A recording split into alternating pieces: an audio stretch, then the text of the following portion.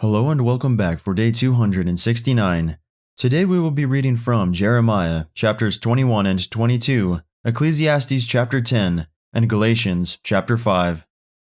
Jeremiah chapter 21. The word which came unto Jeremiah from the Lord, when King Hezekiah sent unto him Pashur, the son of Melchiah, and Zephaniah, the son of Maaseiah the priest, saying, Inquire, I pray thee, of the Lord for us, for Nebuchadnezzar, king of Babylon, maketh war against us. If so be that the Lord will deal with us according to all his wondrous works, that he may go up from us. Then said Jeremiah unto them, Thus shall ye say to Zedekiah, Thus saith the Lord God of Israel, Behold, I will turn back the weapons of war that are in your hands, wherewith ye fight against the king of Babylon, and against the Chaldeans, which besiege you without the walls, and I will assemble them into the midst of this city, and I myself will fight against you with an outstretched hand, and with a strong arm, even in anger, and in fury, and in great wrath. And I will smite the inhabitants of this city, both man and beast. They shall die of a great pestilence, and afterward, saith the Lord, I will deliver Zedekiah king of Judah, and his servants, and the people, and such as are left in this city, from the pestilence, from the sword, and from the famine, into the hand of Nebuchadnezzar king of Babylon, and into the hand of their enemies, and into the hand of those that seek their life, and he shall smite them with the edge of the sword. He shall not spare them, neither have pity, nor have mercy. And unto this people thou shalt say, Thus saith the Lord, Behold, I set before you the way of life, and the way of death. He that abideth in this city shall die by the sword, and by the famine, and by the pestilence. But he that goeth out, and falleth to the Chaldeans that besiege you, he shall live, and his life shall be unto him for a prey.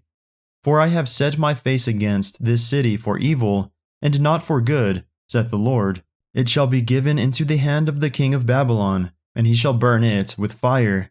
And touching the house of the king of Judah, say, Hear ye the word of the Lord, O house of David.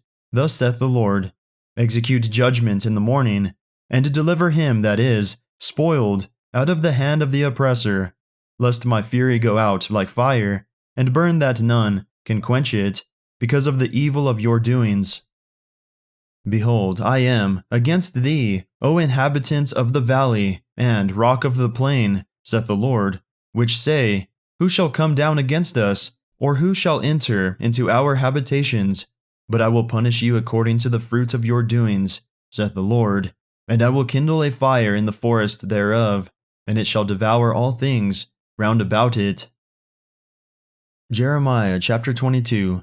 Thus saith the Lord, Go down to the house of the king of Judah, and speak there this word, and say, Hear the word of the Lord, O king of Judah, that sittest upon the throne of David, thou and thy servants, and thy people, that enter in by these gates. Thus saith the Lord, Execute ye judgment and righteousness, and deliver the spoiled out of the hand of the oppressor, and do no wrong, do no violence to the stranger, the fatherless, nor the widow, neither shed innocent blood in this place. For if ye do this thing, indeed, then shall there enter in by the gates of this house kings, sitting upon the throne of David, riding in chariots, and on horses, he and his servants, and his people. But if ye will not hear these words, I swear by myself, saith the Lord, that this house shall become a desolation.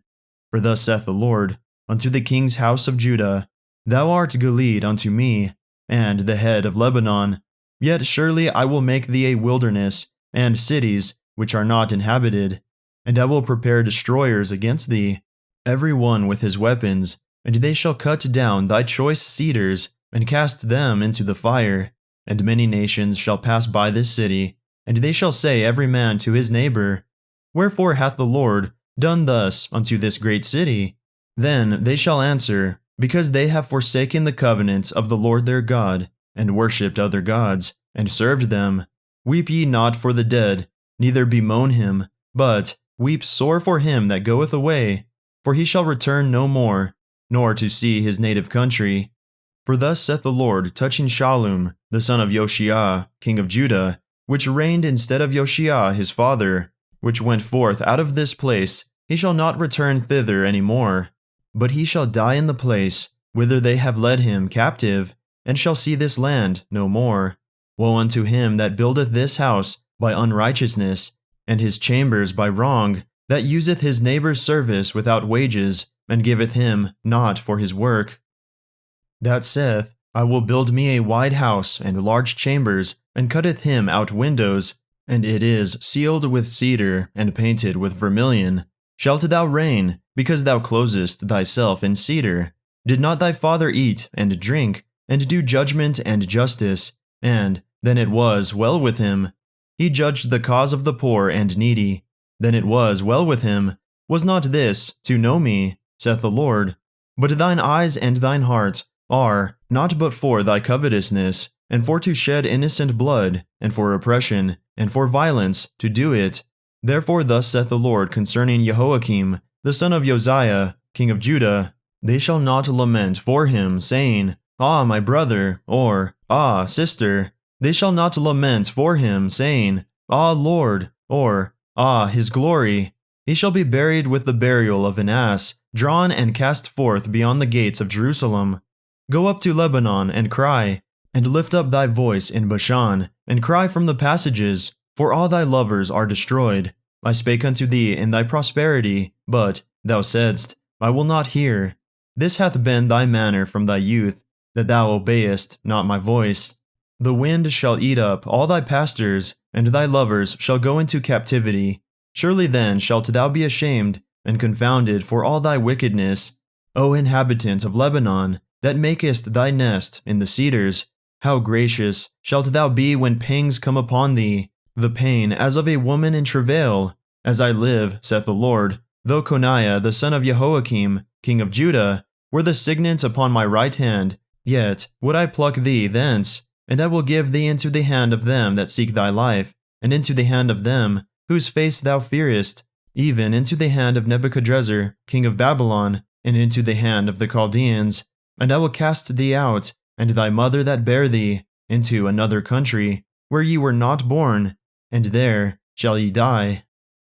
But to the land whereunto they desire to return, thither shall they not return. Is this man Coniah a despised broken idol? Is he a vessel wherein is no pleasure? Wherefore are they cast out, he and his seed, and are cast into a land which they know not? O earth, earth, earth, hear the word of the Lord.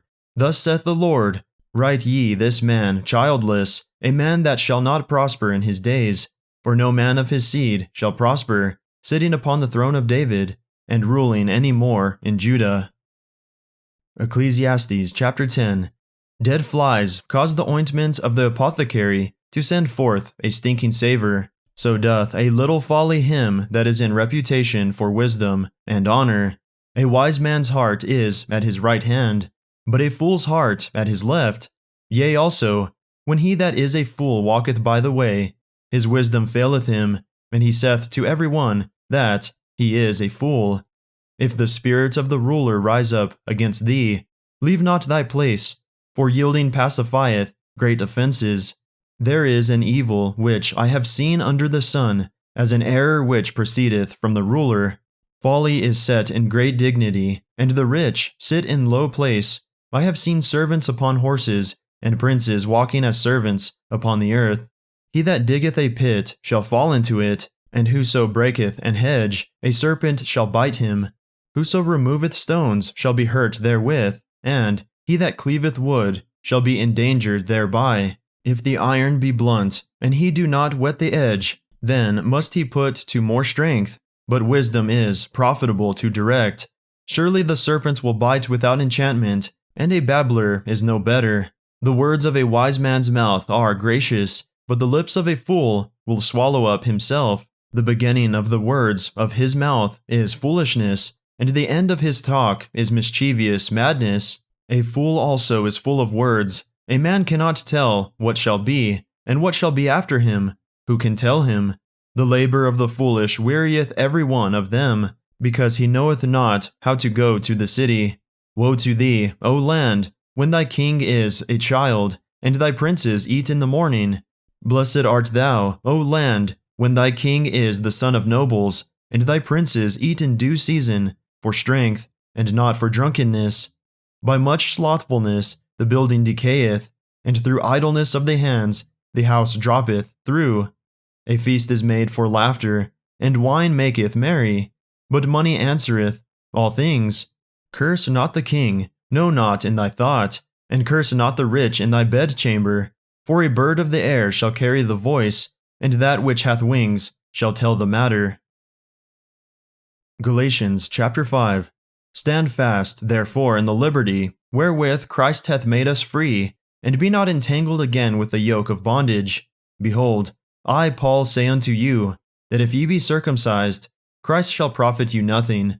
For I testify again to every man that is circumcised, that he is a debtor to do the whole law. Christ is become of no effect unto you. Whosoever of you are justified by the law, ye are fallen from grace. For we through the Spirit wait for the hope of righteousness by faith.